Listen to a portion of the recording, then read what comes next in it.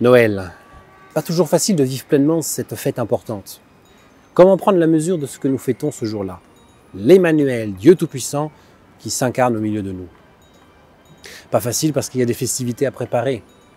Et bien que cette fraternité soit belle et importante à vivre, les cadeaux, le dîner qui s'éternise, les lumières à tous les coins de rue, les réjouissances matérielles, tout cela peut nous faire passer à côté de l'essentiel.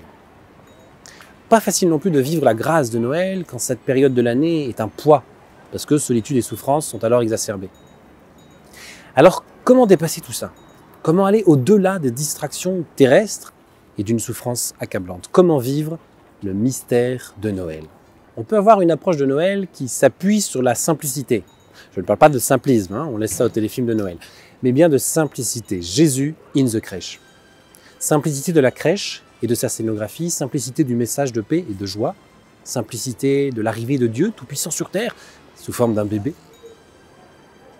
Et si cette année, nous approchions Noël par la toute-puissance de Dieu? Et si cette année, le Gloria que nous chanterons à la messe prenait une saveur de louange au roi des rois, au Créateur, une louange à l'Éternel? Sainte Thérèse d'Avila a cette formule géniale, Dieu seul suffit. Tout un programme, me direz-vous.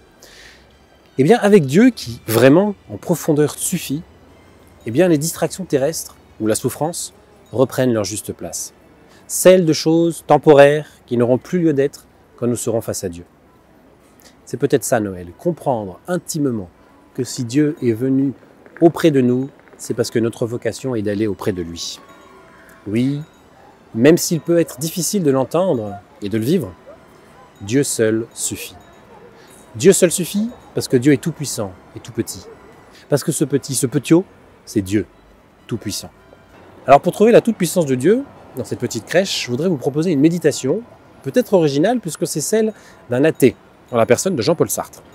En 1940, dans un camp de prisonniers, des prêtres incarcérés demandent à l'écrivain athée d'écrire ces quelques lignes pour permettre à leurs co-détenus, croyants ou non, et aujourd'hui à nous, de mieux visualiser ce qui se joue vraiment dans cette crèche.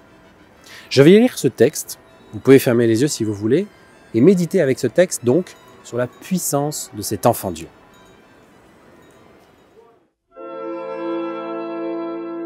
Vous avez le droit d'exiger qu'on vous montre la crèche. La voici. Voici la Vierge, voici Joseph et voici l'enfant Jésus. L'artiste a mis tout son amour dans ce dessin. Vous le trouverez peut-être naïf, mais écoutez. Vous n'avez qu'à fermer les yeux pour m'entendre et je vous dirai comment je les vois au-dedans de moi. La Vierge est pâle et elle regarde l'enfant. Ce qu'il faudrait peindre sur son visage, c'est un émerveillement anxieux qui n'apparut qu'une seule fois sur une figure humaine. Car le Christ est son enfant, la chair de sa chair et le fruit de ses entrailles. Elle l'a porté 9 mois, elle lui donnera le sein et son lait deviendra le sang de Dieu. Elle le serre dans ses bras et elle dit « mon petit ».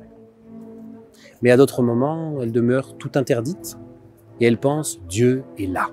Et elle se sent prise d'une crainte religieuse pour ce Dieu muet, pour cet enfant, parce que toutes les mères sont ainsi arrêtées par moments, par ce fragment de leur chair qu'est leur enfant, et elles se sentent en exil devant cette vie neuve qu'on a faite avec leur vie et qu'habitent des pensées étrangères.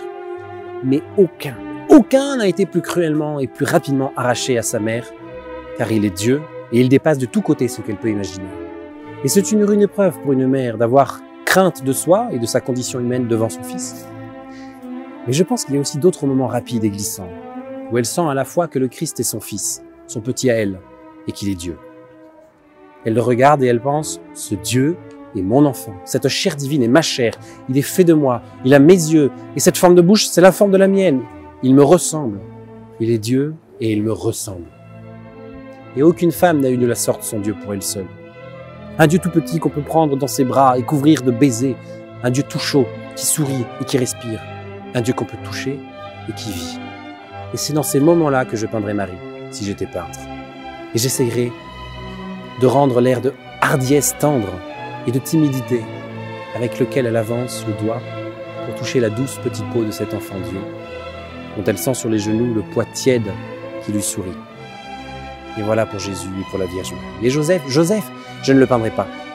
Je ne montrerai qu'une ombre au fond de la grange et aux yeux brillants, car je ne sais que dire de Joseph, et Joseph ne sait que dire de lui-même. Il adore et il est heureux d'adorer. Il se sent un peu en exil. Je crois qu'il souffre sans se l'avouer. Il souffre parce qu'il voit combien la femme qu'il aime ressemble à Dieu, combien déjà elle est du côté de Dieu. Car Dieu est venu dans l'intimité de cette famille. Joseph et Marie sont séparés pour toujours par cet incendie de clarté. Et toute la vie de Joseph, j'imagine, sera d'apprendre à accepter. Joseph ne sait que dire de lui-même, il adore et il est heureux d'adorer. Joyeux Noël à tous.